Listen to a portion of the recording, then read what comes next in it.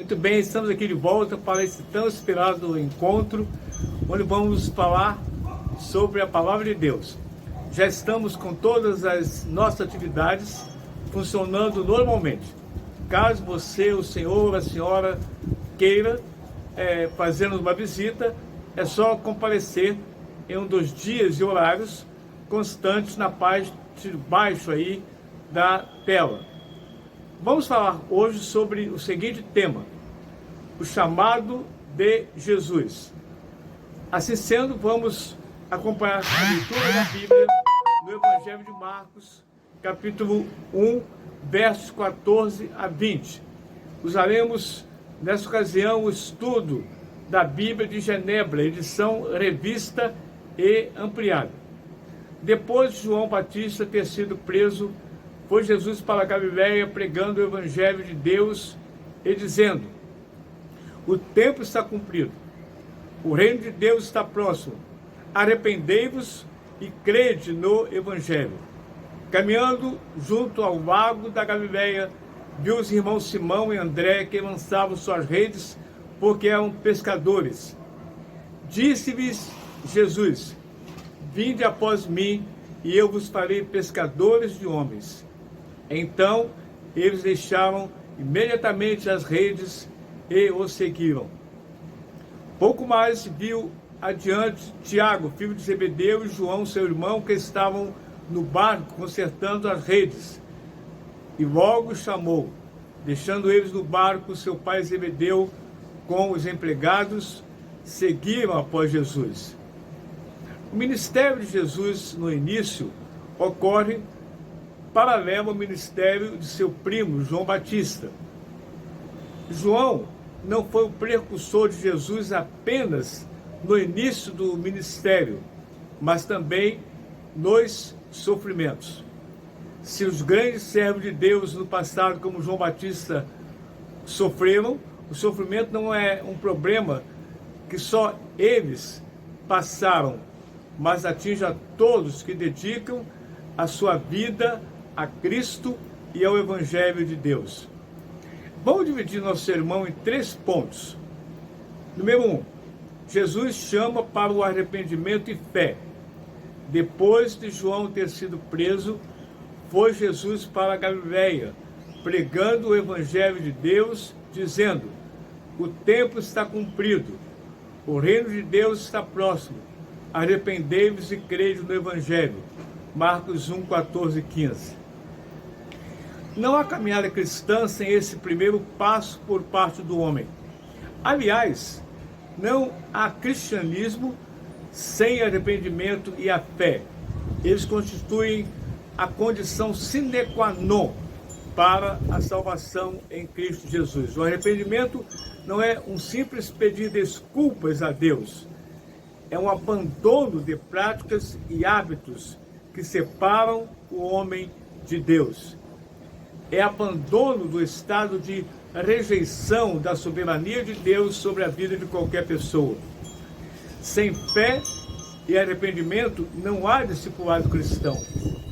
A estratégia inicial de Jesus foi bem específica: pregando o Evangelho de Deus.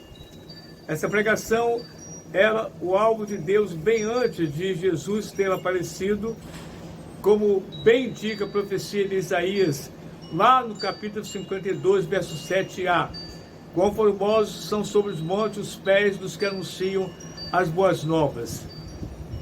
Evangelho significa boas novas. O que Jesus estava anunciando era algo novo, nunca visto anteriormente, cumprindo assim então a mensagem do Evangelho.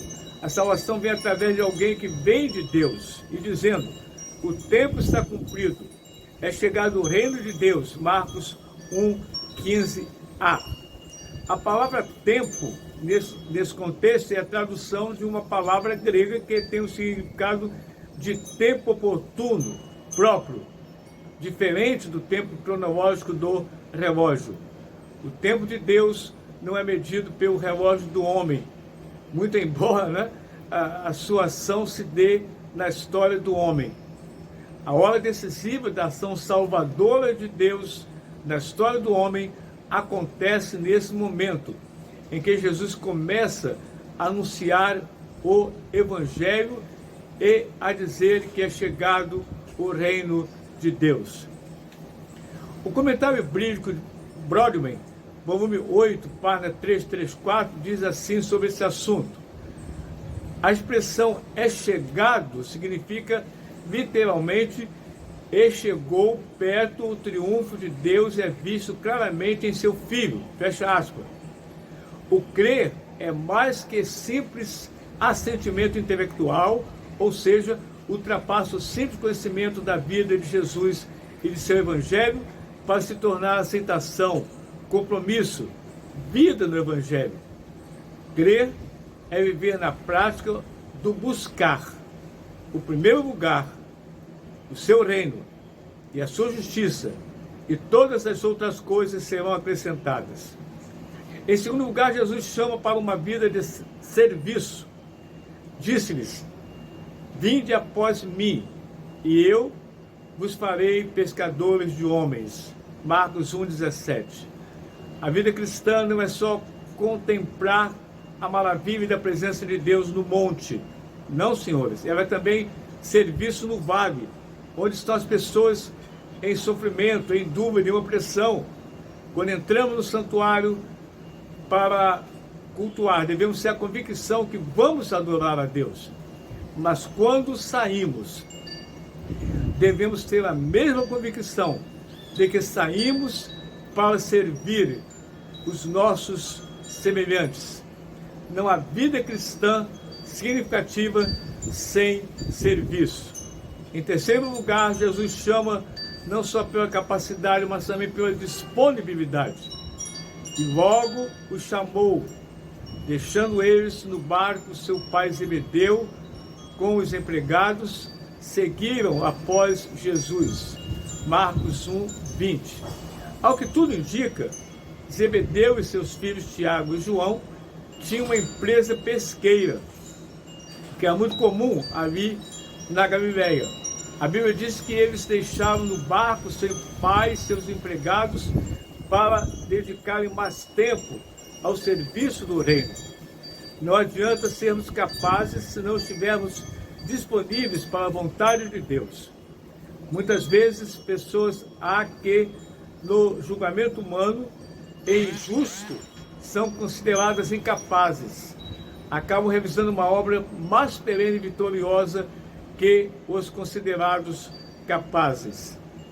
A chamada dos primeiros discípulos de Jesus mostra exatamente essa grande verdade.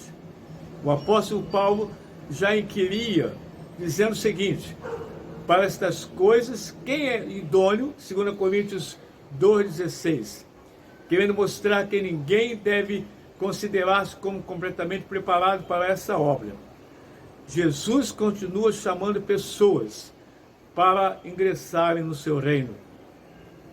Você quer aceitar esse convite? Venha a Jesus hoje. Amanhã pode ser tarde demais. Amanhã pode não existir. Amém. Oremos. Nosso Deus, nosso Pai, nós te agradecemos, porque um dia o Senhor nos chamou e nós ouvimos a tua voz. Não estamos surdos ao teu chamado. Obrigado, nosso Deus, que pessoas a todo instante, a todos os momentos, têm ouvido a voz de Jesus, essa voz meiga, essa voz doce, essa voz de uma clarividência estupenda, e tem dito para Jesus: eu estou aqui, usa-me a mim. Obrigado por essas vidas, que outras, nosso Deus, possam também estar se apresentando. A seara é grande, o reino de Deus cabe todas aquelas pessoas que se predispuserem a aceitar o convite, o chamado do Senhor Jesus. Nós oramos em nome dele, agora e para todos sempre. Amém e amém, Senhor.